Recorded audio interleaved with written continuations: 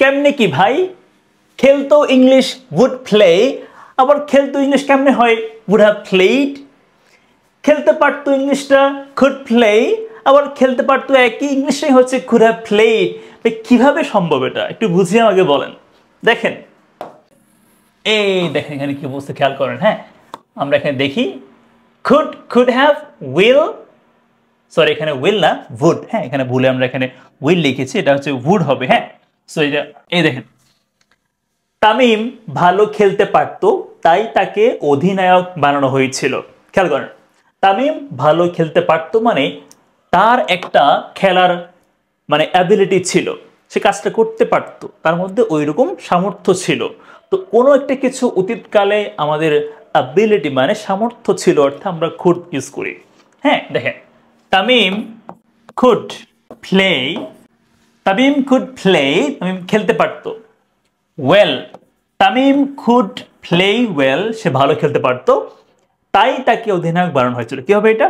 So he was made captain. Okay, he was made captain বলে হয়ে যাবে। Okay, so he was made captain. এখন দেখেন তামিম ভালো খেলতে পারতো কিন্তু সে খেলেনি। দেখেন তামিম, এখন আমরা এখানে তামিম কুড প্লে বলে কিন্তু হবে না, বিকজ আমরা এখানে কি বলছি, খেলতে পারতো কিন্তু সে খেলেনি, মানে একটা সুযোগ ছিল তার বাট সেটা কাজে লাগায়নি। বুঝতে পেরেছেন? মানে সে একরকম ইচ্ছে করেই ভালো করে খেলেনি।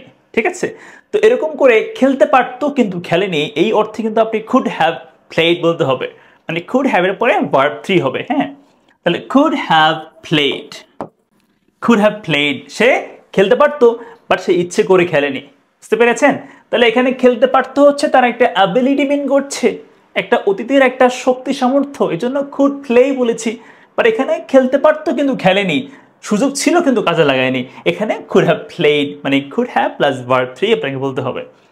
Tamim could have played well, সে ভালো খেলতে পারতো বাট কিন্তু হি ডিডন্ট প্লে, সে খেলেনি। হি ডিডন্ট প্লে বা হি ডিডন্ট ডু, সে খেলেনি। বুঝতে পেরেছেন? তো এই হচ্ছে মোস্ট ইম্পর্টেন্ট কথা।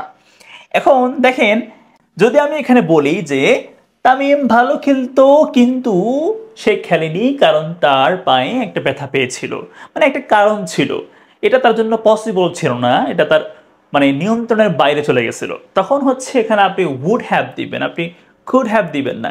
কুড হ্যাভ হচ্ছে সে ইচ্ছে করেই ভালো করে খেলেনি। হ্যাঁ, যদি বলতাম যে মনে করেন যে তামিম তার পায়ে ব্যথা পেয়েছিল, তাহলে কি বলতাম?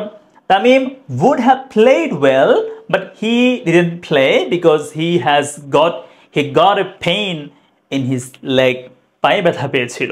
তো একটা কারণ ছিল, তাই না? একটা লজিক মানে একটা কারণ থাকলে তখন হচ্ছে আমরা would have play মানে would have played বলতাম। ঠিক আছে, তার ইচ্ছে করে খেলেনি, আমরা জন্য এখানে could have played বলেছি।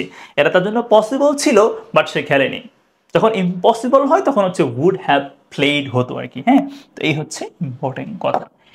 এবার দেখেন সাকিব আজ খেলতো কিন্তু সে অস্ট্রেলিয়া গিয়েছে। মনে করেন যে আজকে খেলা হচ্ছে, কেউ আজকে এই খেলার মাঠে কেউ এখন বলতেছে যে সাকিব আজ খেলতো কিন্তু সে অস্ট্রেলিয়া গিয়েছে, এর মানে এটা হচ্ছে একটা আনরিয়েল কথা, মানে সে কল্পনা করছে, আসলে বাস্তবে কিন্তু এটা হচ্ছে না, বাস্তবে সাকিব নেই, সে খেলতে পারছে না, হ্যাঁ সে চলে গেছে। তো একটা আনরিয়েল একটা হাইপোথেটিক্যাল কথাবার্তা। তো এরকম ইমাজিনারি মানে কাল্পনিক কথা আমরা কি বলি? উড বলি। হ্যাঁ, উড হ্যাভ বলি।